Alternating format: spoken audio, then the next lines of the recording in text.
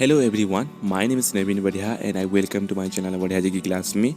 So dear student, today I am gonna to teach you such a common English sentence that can help you to improve your spoken English as well as improve your word power. अगर आप हमारे new viewer हैं तो मैं आप सभी को बता देता हूँ, इस चैनल में आपको daily use English sentence and spoken English related video आपको देखने को मिलेगी. If you are do not subscribe to our channel yet, then make sure to subscribe our channel right now for more spoken English and daily use English sentence related video. तो बिना किसी time waste के बिना चलिए शुरू करते हैं आज का video.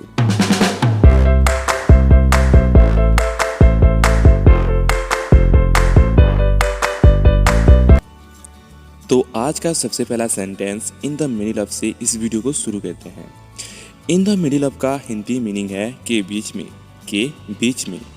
In the middle of का मतलब है किसी भी दो वस्तु और प्राणी, काम या प्लेस और टाइम के बीच में को कहते हैं इन the middle of.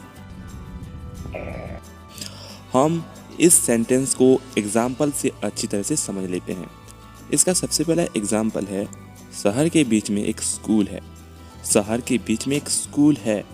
There is a school in the middle of city. There is a school in the middle of city. दूसरा एग्जाम्पल है, आप मीटिंग के बीच में नहीं जा सकते. आप मीटिंग के बीच में नहीं जा सकते. You can't go to in the middle of the meeting. You can't go to in the middle of the meeting. Phone आधी रात में बज रहा है. फोन आधी रात में बज रहा है. The phone is ring in the middle of the night. The phone is ring in the middle of the night.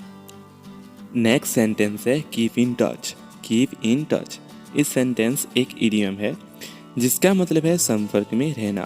संपर्क में रहना या किसी अन्य व्यक्ति के साथ संपर्क बनाए रखना. इस इडियम को हम एग्जाम्पल से अच्छी तरह से समझ लेते हैं.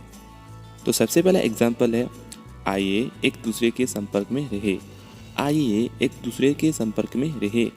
Let's keep in touch with each other. Let's keep in touch with each other.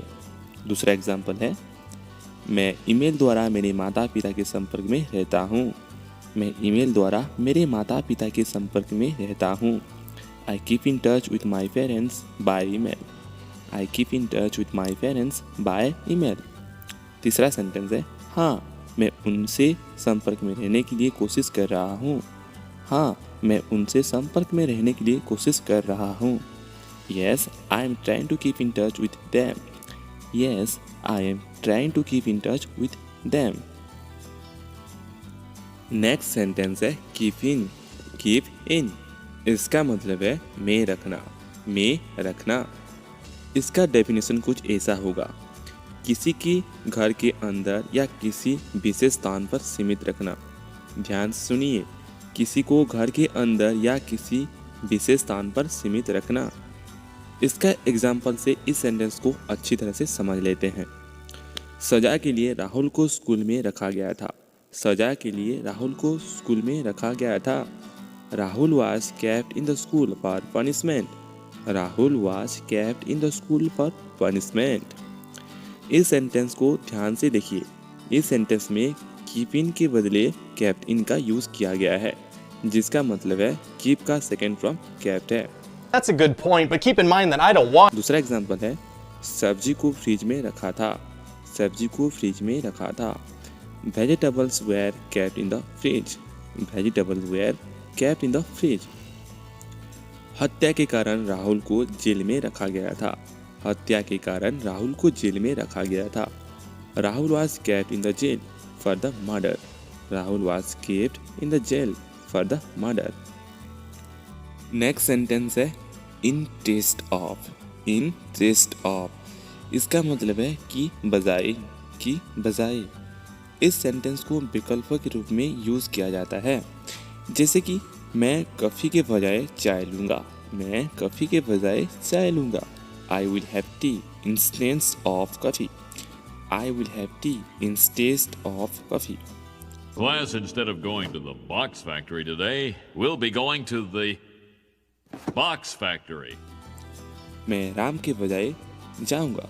मैं राम के बजाय जाऊंगा. I will go instead of Ram.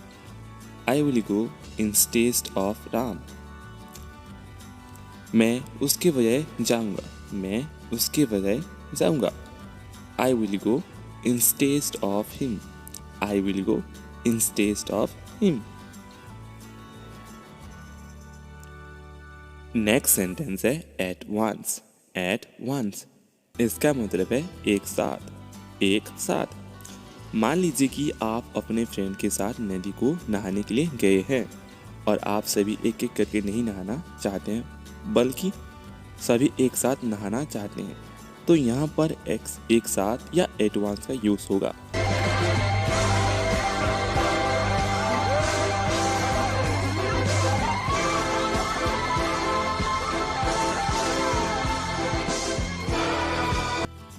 जैसे कि इसका एग्जाम्पल से अच्छी तरह से समझ लेते हैं। हम तुरंत स्विमिंग पूल में कूद जाते हैं, हम तुरंत स्विमिंग पूल में कूद जाते हैं। We jump to the swimming pool at once, we jump to the swimming pool at once। हम एक साथ चिल्लाए, हम एक साथ चिल्लाए। We shouted at once, we shouted at once। हम एक ही बार में छिप जाते हैं, हम एक ही बार में छिप जाते हैं। We hide all at once, we hide all at once।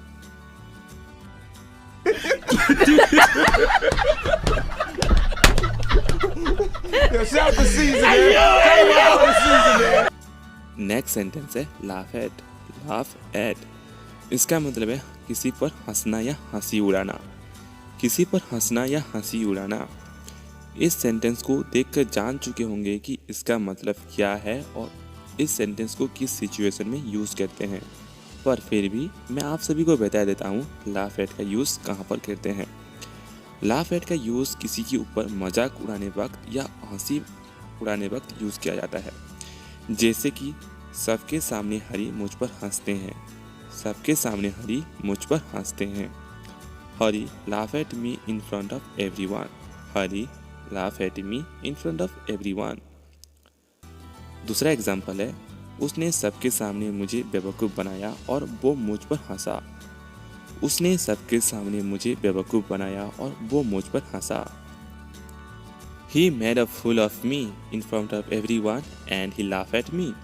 He made a fool of me in front of everyone and he laughed at me. I hope you learned something new from my video. If you learn something new, then make sure to subscribe our channel and press the bell icon so that you never miss this type of update.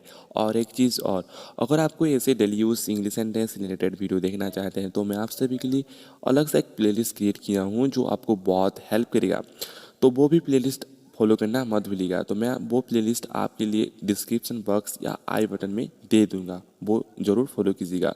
तो फिर मिलते हैं ऐसे video के साथ, तब तक के लिए धन्यवाद।